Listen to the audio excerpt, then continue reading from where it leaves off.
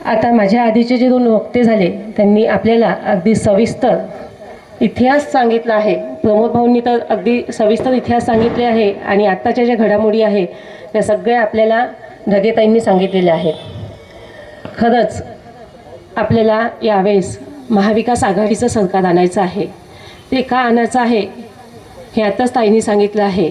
आणि दक्षिण नागपूरमधून आपल्याला आदरणीय गिरीश भाऊ पांडव यांना निवडून द्यायचं आहे. कारण आपल्या सर्वांना माहिती आहे 5 वर्षानंतरही म्हणजे निवडणूक हारल्यानंतरही जो व्यक्ती आपल्याशी 5 वर्ष कंटिन्यू आपल्या संपर्कात आहे, आपल्या ज्या समस्या आहे त्या समस्याची त्यांना जाण आहे आणि त्या सोडवण्याचा प्रयत्न त्यांनी अविरत केलेला आहे. आपल्या सुखदुःखामध्ये ते नेहमी आलेत आहेत. आपण त्यांना बोलावलं तर ते तिथे पोहोचले आहेत. आपण त्यांच्यापर्यंत गेलो तरी त्यांनी आपला मान सन्मान करून आपलं म्हणणं ऐकून घेतलेलं आहे आणि तो सोडवण्याचा त्यांचा प्रयत्न आहे. असं एक चांगलं नेतृत्व कर्तृत्ववान पुरुष म्हणजे गिरीश भाऊ पांडव आणि त्यांनाच आपल्याला यावेळेस 20 तारखेला निवडून आणायचं आहे. हा आपल्या सगळ्यांचा प्रयत्न आणि ही कळवळीची विनंती करण्याकरता आम्ही इथे सगळे आलेलो आहोत.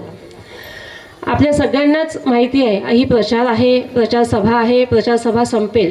पण त्याच्यानंतर आपल्याला काय करायचं आहे, आपल्याला आपलं बूथ म्हणजे आपलं मतदान कुठे आहे हे आपल्याला आधीच पाहून घ्यायचं आहे. म्हणजे त्या दिवशी आपल्याला अडचण होणार नाही. कारण कधी कधी असं होते की मागच्या वेळेस माझं जयमातामध्ये होतं, मी डायरेक्ट तिथेच जाणार, मग अरे माझं तर सर्वश्री शाळेमध्ये आहे, हे कन्फ्युजन होतं. आणि कधी म्हातारे व्यक्ती असतात त्यांना त्रास होतो या सगळ्या गोष्टीचा. म्हणून आपण सर्वांनी एक विनंती आहे, म्हणजे प्रमोद भाऊ इथे कुठेतरी हे बूथ लावेलच, म्हणजे आपली इथे आपल्या या एरियामध्ये ती सोय करून देणार आहेत की आपल्या एरियातल्या लोकांना इथेच माहिती पडेल की आपलं मतदान कुठे आहे. तिथे गेल्यानंतर गोंधळ होणार नाही याची काळजी सगळे पदाधिकारी घेणार आहेत. आणि मतदान आपल्याला नक्की करायचं. आणि सकाळी उठून आपण घरातले कामं, महिलांचं असं असते की नाही घरातले कामं, मग दुपारची ऊन, मग संध्याकाळी जाऊ, असं महिलांचं होते. पण एक कळवळीची विनंती अशी आपल्या सगळ्यांना आहे की आपण सकाळी जरी गर्दी असेल बूथवर तरी पण आपण सगळ्यांनी सकाळी जाऊनच मतदान करावं.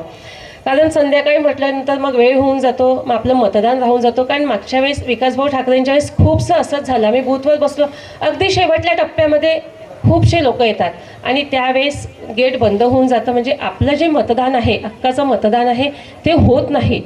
म्हणून आपण सगळ्यांनी थोडं लवकर जाऊन सर्वांनी मतदान करायचं आहे. आणि गिरीश भाऊबद्दल आपल्याला सांगायचं, आत्ताच ताईंनी सगळं आपल्याला सांगितलेलं आहे.